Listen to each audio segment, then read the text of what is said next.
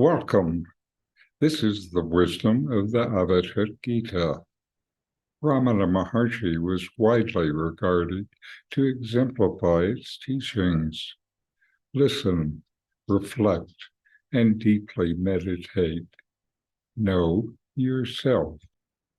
This is Richard Clarke.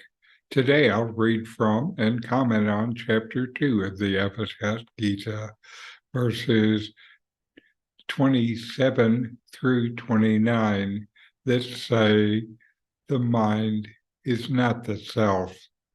And I'll provide an inquiry for each verse to deepen your experience. Verse 27, Atman, which the wise realize, is not the aim of control of the breath, pranayama, or hatha yoga, physical postures and the like. In it, there is neither knowledge nor ignorance. Verse 28, there is neither unity nor duality in Atman, nor unity, duality, neither smallness nor greatness, neither emptiness nor fullness. All these exist in the mind, and the mind is not Atman. So, the teacher cannot teach Atman, and note that the disciple cannot learn it.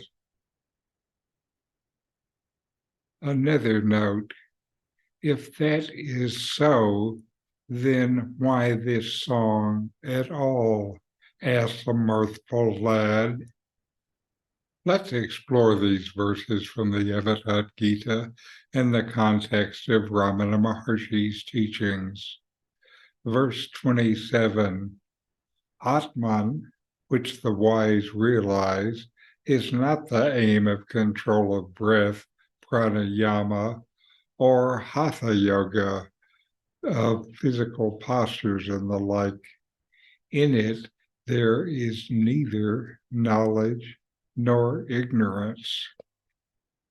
In this verse, the Avadhut emphasizes that realization of the Atman, realization of the true self, also called Brahman, is not realized through any actions, even practices like breath control or physical yoga. Atman transcends both knowledge and ignorance. This verse highlights the futility of relying solely on external practices to attain self-realization. So inquire, how can I go beyond practices and mental or body experiences to directly know the nature of Atman, to directly know myself?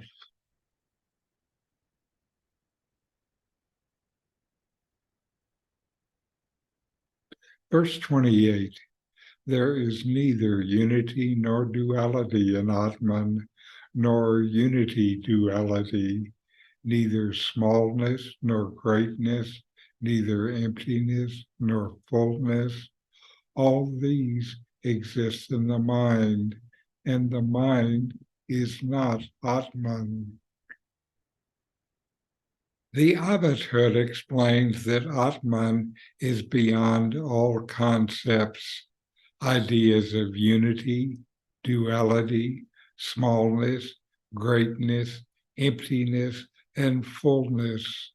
These exist only in the mind, which is not the true self. He urges us to recognize that these attributes are creations of the mind and not inherent qualities of Atman. So inquire. Notice that concepts like duality, unity, and greatness arise in my mind. Notice their transient nature. Dive into what is not transient, that is always there.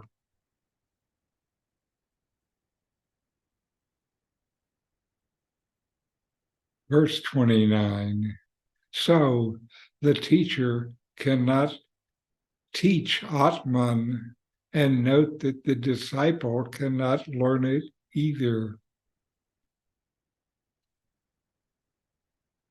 Then a mirthful lad asks, if that is so, why this song at all? The Avadhut points out the ineffability of Atman. It is not something mental. Neither the teacher can teach it, nor can the disciple learn it in any conventional sense. Atman is not an object of external instruction, but a direct realization that transcends words and concepts.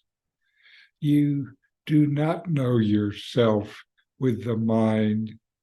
The mind only knows objects, and you are not an object. You know the self because you are the self. You know by being, not by thinking. So inquire. Notice the limitations of language and concepts when it comes to understanding Atman. You know it, but not with the mind.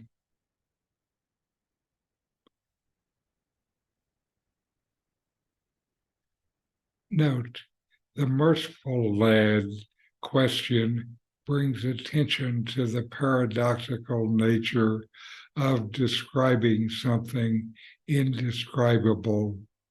It prompts us to consider the role of teachings and songs in pointing towards the truth of Atman, even though the truth itself cannot be contained in words. It is experiential knowledge, not conceptual knowledge of the mind. So inquire, know yourself, and be always free and at peace. Thanks for watching.